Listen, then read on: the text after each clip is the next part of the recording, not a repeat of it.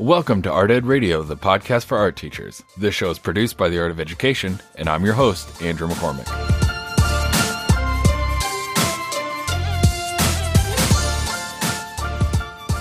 Over the past 4 or 5 years, I've become a big supporter of STEAM education in my own classroom and just in general. The reason I'm a big backer of STEAM, it's not just because it's new and shiny and involves technology, which we know all administrators love because it looks great. No, the big reason I love STEAM so much is it's really how real learning and quote unquote the real world works. We don't learn by keeping content randomly separated and every 45 minutes when the bell rings, we switch gears and all of a sudden learn a new disjointed topic. I mean, this is madness. Real learning is cross-disciplinary. Real learning is creative, and that's what STEAM is. It's creative. It takes STEM and adds that creative component that is oftentimes missing in a STEM curriculum and with STEM teachers, and we infuse that creativity back into it. The arts, is what makes STEM actually work. Art Ed Radio is going to take a 2-part look at STEAM education, both at the elementary level and the secondary level. One of the things that I find humorous and frustrating, but also true and very real, is that every teacher thinks that the new initiative will work best in someone else's classroom. The elementary teacher claims that choice-based ed will work great, but at the secondary level. And the secondary teachers think that the new National Core Art Standards really belong and fit best at the elementary level. We're all wrong. It being the new educational paradigms out there, all of that stuff can belong in our own classroom if we want it to. I'm super excited to share with you all today a conversation that I had recently with STEAM education extraordinaire, Tricia Fuglestad. She has so many great resources on her blog and LinkedIn through her Twitter account that you guys are just going to get so much out of this conversation. She is such a wealth of STEAM knowledge at the elementary level in particular. That was really great to have her on. As we dive into STEAM, I think it's going to force art teachers out there to rethink a little bit how our classroom looks. I mean, maybe the art room of the future is going to be a little less traditional. Now, I don't think anyone out there, Tricia or myself, are advocating for a full-on digital switch. I think it's all about finding balance between digital, technological, and then tactile, real hands-on experiences. But, Tim and I both hear from time to time, teachers are feeling the pinch. They're hearing it and feeling it from administrators out there, the need to infuse more STEM or STEAM into what we're doing. That's why I'm super excited to be teaching the project-based art room through the Art of Education. In the class, you'll see connections in the arts with STEM, PBL, arts integration, and makerspaces, and you'll also connect with other great like-minded teachers. The project-based art room is a 3-credit class, and new sections start up every month, which is awesome. So head on over to theartofed.com and check out this class, along with all the other great classes under the Courses tab. So listen, I don't want to bore you guys anymore with any of my big rants on STEAM education and why it's important. I want to get right into this great and very insightful interview with the one and only Tricia Fuglestad.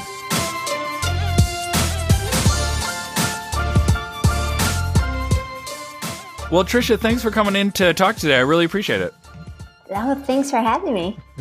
Yeah, hey, I've been just a huge fan of yours for a number of years now, and I just love all of the STEAM projects that I see on your blog, your website, and kind of via your Twitter presence.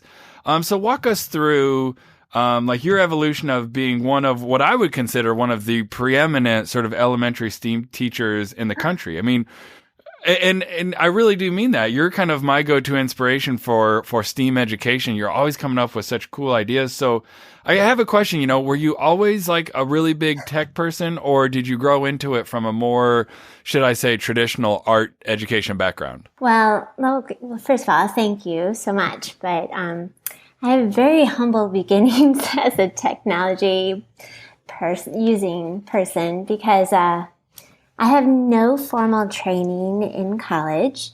I am actually really old, and I know I sound really young. I sound so young. It's like, does your mother know you're doing a podcast?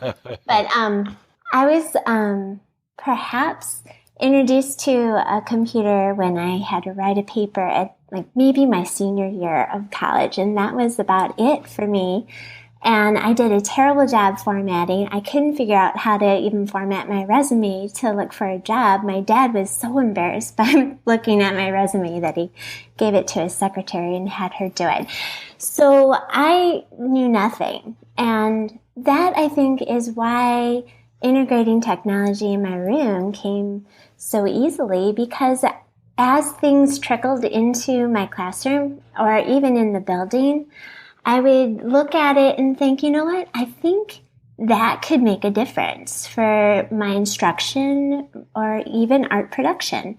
And so, like a computer that could be mirrored through, we used to have TVs that could mirror the computer. So I thought, you know what, that means that I could, gather images of artwork and from famous artists and introduce it to my students beyond the prints that I have in the back of the room. And so I just would learn little things at a time, and it wasn't overwhelming. It was fun and exciting, and it just kept improving my program. So, the document camera, the tablet for drawing on the computer, and then different pieces of software little by little over the years until I learned how to, edit movies and how can we do this with kids and et cetera. And then here I am with one-to-one iPads and all these things. But, I think when teachers look at technology integration now, it's overwhelming because there are so many tools that could be implemented in the classroom, and learning it all at once would be outrageous, So I only had to do it little by little, and that's why it worked. I think that's a really good model that you put forward, because I know, we hear at the Art of Ed hear from teachers who say, I'm being forced, pushed, convinced, whatever we want to say, by the administrators in my district to adopt a STEAM curriculum or integrate more technology. And there's a lot of teachers that feel a little bit overwhelmed. So I kind of want to get back to your evolution. I mean, how many years do you think you've been teaching where every year you've integrated a little more, a little more, a little more? I'm on my 17th year of that right now. Okay. So, and you think ever since the beginning, like ever since year one, it's been just a little bit more and a little bit more?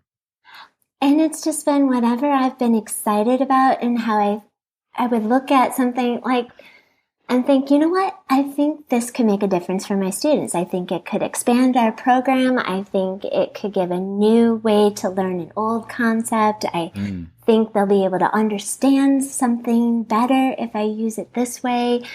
And it might energize them. It might energize me. And so I'm just excited about technology integration for those reasons.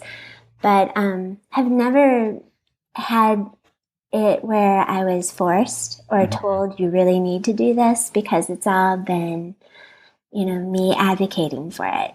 Right. Well, and I think that's it's got to be frustrating for teachers who feel like they've got to adopt this, overnight, by next year, whole new, brand new way of thinking. I know that's got to be really tricky. And I know for me, I kind of did it the same way. It's like every year it becomes a little bit more and a little bit more. Now, I felt like at my last job, it was kind of like year 2 or year 3. I finally made the point where I kind of felt like I had a tipping point where I became almost like a little bit more of a technology teacher and a graphic design and computer teacher, and a little bit less of an art teacher. I mean, just my load of classes, I was teaching so much more in the computer lab. Have you ever felt that? Or, I mean, is it different because I was teaching at a middle school and you're elementary with like the younger kids? I mean, did you ever feel like there was kind of a tipping point, or you still feel pretty well balanced? Well, I'm trying to purposefully stay balanced. I have created a philosophy. What we're doing is we are having a hands-on art making experience. And then I look for digital extensions. So, for example, one of the first things that we ever did this way was a landscape project that second graders did they were doing a spooky landscape. And so it has sort of like a Halloween theme and a haunted house kind of look with the secondary colors, purple and and orange and green.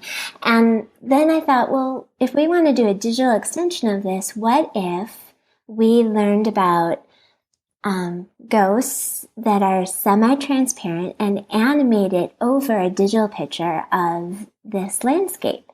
And so they would be thinking about the foreground and overlapping, and then have a dynamic way to demonstrate that they understand transparency and overlapping and all that. So when I did that, something just went off in my head. I'm like, this transforms how I teach. I mean, not only are we having a physical art making experience, we're extending it, and I'm teaching things to these little second graders that I have never been able to teach before, flip book animation for this ghost, and then have it move across their own artwork and show transparency and overlapping and foreground and in such a dynamic way. I was so excited, and that I purposefully now look for ways to continue this philosophy in all of our artwork. And if it doesn't fit, it doesn't fit. That's okay. Yeah, I love that approach. I love, that basically what you're saying is you're using the technology and the STEAM education as a tool to get to these bigger things. And some people do it with maybe a more traditional approach, and you've just had a lot of success, kind of the way you do things, using the STEAM approach. And one of the things that can kind of irk me a little bit is I think sometimes administrators, they want STEM, STEAM, tech just because it's STEM, STEAM, tech. They don't really think of it like, well, what are the students really learning? Like, it's fantastic if every kid has an iPad, but like, what are they really doing with that? Like, I'm more interested in the learning than just like the hardware that the kids have, right? Definitely. Yeah. I mean, tech for tech's sake is really empty. Yeah. So if it can extend the learning, if it could expand the curriculum, if it could teach things that you've never been able to teach before, it's very purposefully used. It's so rich, and the possibilities are endless. Well, I want to come back to that in a second because, I'm saying like tech for tech's sake is kind of hollow, and I think you'd agree with me. But in a second here, I do actually want your feedback on like what you think is the biggest like bang for the buck technology sakes wise. But I want to circle back to a question I had earlier. I think a lot of people, when it comes to new initiatives, whether it's STEAM or it's arts integration or PBL or maker spaces or the new core art standards, a lot of people will say, well, that will be great at the younger level. Or an elementary teacher will say, well, that would be great at the high school level. So I want to ask you, how you have found the elementary to be such a fertile ground, and why you think elementary is such a fertile ground for this STEAM education that you're doing. Because if it wasn't, I wouldn't get to do it because I only teach elementary.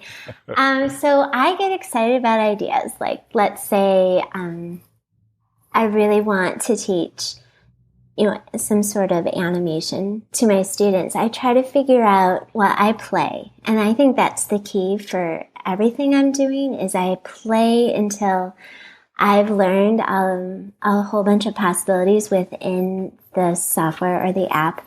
And then I think, okay, what concepts am I able to teach through this device and these apps?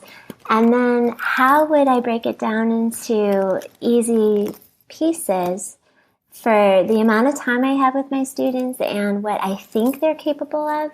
And there's a lot of unknowns because I've only been a one-to-one iPad art room for this my second year of full one-to-one. I've had different configurations of iPads for the last 4 or 5 years, but I don't know what age is appropriate sometimes, and we just try. And I'm very happy to find that the same things that I do to teach any lesson to my students works. I can apply those same ideas when I do something with the iPads or any kind of STEAM lesson with my students. For example, my 5th graders we put LED lights in our artwork last year We did robots and we made them light up. So we learned about circuits and they were very comfortable with that idea. So I'm like, okay, that's the right age. But then I got excited about these and I didn't want it to be over. We're done. And I'm like, oh, I want another group. I want to see if we could do it with, it just so happened third grade was available for a new idea. So I'm like, can I do this in third grade? And it turned out they hadn't been introduced to circuits before. They only had a slight idea of what electricity was about. And I was introducing the concept of a circuit to them, and it was exciting but scary to them, and it took twice as long, but it worked. And in the future, it'll only go better because now I know it can work and I'll have different strategies, but I really wouldn't be the kind of person who would say you can't make it work. I think there's a way to make it work, especially if the teacher's excited about it. So I know our listeners who are hearing this are going to think the same kind of thought I have, which this all sounds fantastic and wonderful, but there's going to be this obstacle, and it's this like horrible 4-letter word in education. It's time. Where do we find the time to get, better versed at this stuff, to brainstorm, to see what's out there? What would you say to a teacher out there who says, all these ideas sound fantastic, but gosh, I can't find the time to do the research on this? Or to play with it? Do you have some tips and tricks on how they can kind of do some of that research on their own and how to maximize their time to do that? When I make discoveries, I share it, and I can help you just go right to the answers if you go to my resources. You can do it that way so you can build confidence and start like having things that work from the get-go. I like to invent my ideas and start from scratch and just play. But I'm sure nothing's really ever really invented from scratch. You know how you're influenced by things, then you put it all together and then you think you're original? That's probably me. I'm just a mix-up of other people's ideas all put together. But isn't that what creative problem solving is, and flexible thinking? And so I get just really excited about feeling like I invented something new, though I might not have really. And then that excitement in my classroom is just what makes me find the time to learn and put it together. Well, and I know, Tricia, to be fair, that was kind of a tricky question because to our listeners, a little behind the scene peek, we usually kind of prepare a couple questions for people and then I share them with you guys. And that was a question that I kind of hadn't thought of, but I just know people listening to this would be, if there is a little critic in their head saying, yeah, but what about time? So the other question I want to ask you that's not on the script here actually is, because I'm envisioning this, and I think you and I are pretty similar in being okay with failure and using failure as a teachable moment. But can you talk a little bit about, as you've adopted STEAM education, have you built a culture, even in the elementary level, of like failure, like being okay with failure and learning from failure? Oh, definitely. I'm okay with kids using erasers. Some people, I know we're not only talking about erasers, but when I give my students erasers, I want them to notice what's not good and erase it and try to fix it. And that's okay. I tell them if they, instead of shouting out, mine's terrible, I say, that's actually a good sign. If you've realized something's wrong, that's your first step towards, making it better. It's when you don't realize it's wrong and it really is wrong, and that's when you kind of have a problem. So I'm okay with failure, and I'm trying to model creativity to my students, and sometimes I put a project out there, an idea out there, and I say, I've never done this before. We're just going to muddle through this together and hopefully it works. And I'm open to your suggestions. If you think we should go this way or that way, let me hear about it. I wrote a grant for ArtBots, and it's a project that's been around for a long time, and I've seen other people share their results on Twitter. you would get like some sort of vibrating motor and give kids the tools to build a little vibrating art making machine that has like legs that are made of markers. And so as it vibrates around on a piece of paper, it's making art. And so they have to design it, and then it creates art. So I wrote a grant for the supplies, and I ended up buying these really fancy vibrating spin brush toothbrushes, thinking, it's an all-in-one package. We'll just use that and reuse it over and over again. But the design of that was too fancy. And what I had in mind didn't work. It was too heavy and stable, and it didn't move much. So I was like, oh no, I'm totally invested in this project. I gotta make this work. So then all of a sudden I'm like, okay, well, how? And I went on Twitter and asked for suggestions, and I started to think, okay, this isn't just going to be a prescribed project. I'm really going to have to be more creative and think out of the box and try to figure out how to make this work, which ended up being way better for my students, because when I presented it to them, I'm like, I don't have the perfect solution. I kind of messed up. Let's see if you guys can fix my problem and make this work. And they did, and it was amazing and fun. And the kids came up with awesome suggestions and ideas and worked collaboratively and learned probably more because of that mistake. Well, that's such a great model for what STEAM education, I think, does, that maybe, no offense to traditional art education, because I do that as well, and I do more of that than I used to now as I'm a little more limited. The STEAM process, the STEAM thinking, it's kind of like a never-ending cycle of problem solving and revision, and now it doesn't work, and back to the drawing board and fix it. And I just think that's really great for your students to kind of see that from your end. But Tricia, I got to ask you one big final question here, because we've been kind of talking, and we could probably talk forever. This is so nice to get a chance to sit down and talk to you. But one of the big issues, I think, with teachers who are approaching STEAM is, again, I'm talking about that kind of school where it's being kind of pushed and forced, and we're going this way, whether you want to or not. And teachers have like an initiative to do a STEAM curriculum, and they have 3 computers, and that's it, and just not a whole lot of tech. So this is maybe a 2-parter. I'll get you out of here on a 2-parter. Is it possible to do a STEAM curriculum with very limited tech resources? And what do you think would be like the biggest bang for the buck for someone out there to get something that they don't have that would help out their STEAM curriculum? Well, there's a lot of ways you can be integrating science, technology, engineering, and math with your art program without technology tools.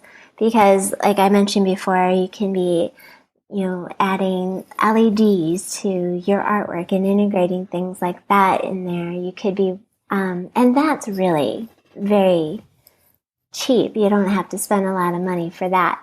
There's have the kids bring their Legos and use Legos to create rotational symmetry. We just did that, and I've got a really cool tutorial to teach that to students. And you could, the art bot thing, that's like a dollar store supplies thrown together.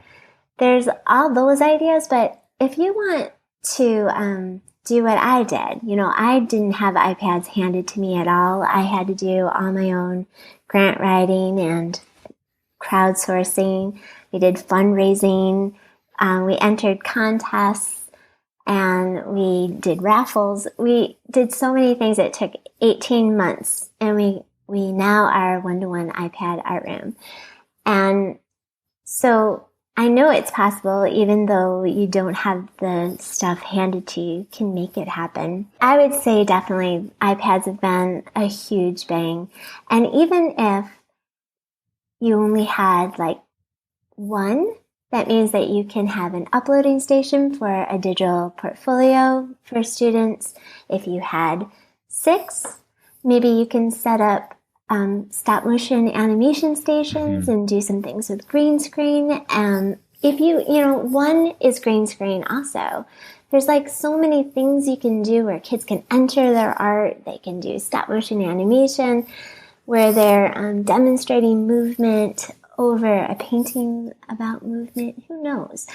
But we had all these different configurations for iPads, and I think 6 is a really good starting number, and then grow from there. I definitely would recommend the iPads because you can draw, you can do photography, you can do graphic design, stop motion animation, drawn animation, and then curate your own digital portfolio. And then on from there. Well, and what it sounds like, why those work so well for you is I think it does actually go back to your philosophy, of kind of finding a balance. How does the technology serve the bigger picture sort of learning objectives that I have? And sometimes I just think, people hear STEAM and it's like, oh my God, I got to go out and buy a 3D printer. And I don't know anything about 3D printers. It's like, there's smaller, more incremental, small steps before you get to full on makerspace and 3D printing and all of this stuff. So I think I would echo your sentiment that iPads seem like a really good sort of like beginning resource for elementary STEAM education. Yes, definitely. And if you're going to head towards 3D printers, the software or the apps to build 3D things can be on your iPad too. Yeah. Well, hey, Tricia, thanks so much for coming in. I really appreciate it. Thanks for sharing all your awesome wisdom on STEAM education. This was really fun. Thank you. I love hearing from Tricia that it's not just about the acquisition of tech, right? That you don't have to be a big technology wonk to pull off a STEAM education. You don't have to have hours and hours of free time or tons of prior knowledge to pull off a quality STEAM education program. Start small. Work gradually. Learn along with your kids. Fail and learn right alongside of them. Demonstrate that creative engineering STEAM thought process. In the end, I think if you're adopting a more STEAmy approach to your art curriculum, you do well to keep Tricia's philosophy in mind. STEAM is just an approach. It's a tool. It's not the end-all be-all. Look for ways that STEAM education can better the learning and the understanding your students glean from your creative art room, and you'll be doing great.